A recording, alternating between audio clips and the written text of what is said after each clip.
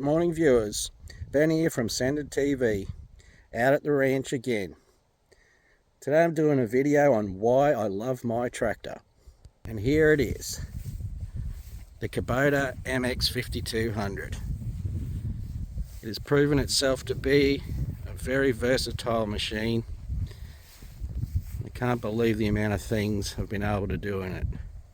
It's got the 4-in-1 bucket there. At the back we've got the 6-foot Howard Nugget slasher. I'm about to do some slashing. You can see I've already made a start. But the amount of things I've been able to do in this machine, just amazing. I've cleared land, I've ripped out hundreds of trees, built motocross tracks, side-by-side buggy tracks. I'll probably be doing more of that. I just think sometimes people may take these things a little bit for granted.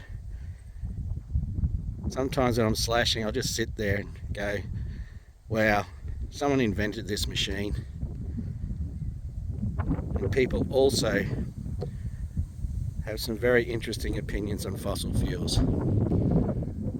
I think if you were to look objectively at it, fossil fuels have been an immense positive, or made an immense positive effect on the human race.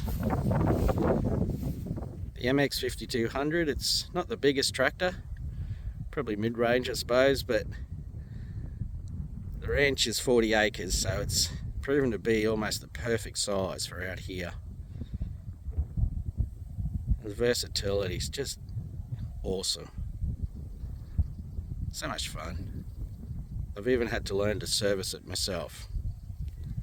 Okay, I must admit, I don't actually love servicing it. It's a fucking pain in the ass, especially when you're using it a lot.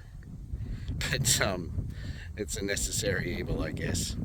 And on the positive side, it is another skill I've learned, so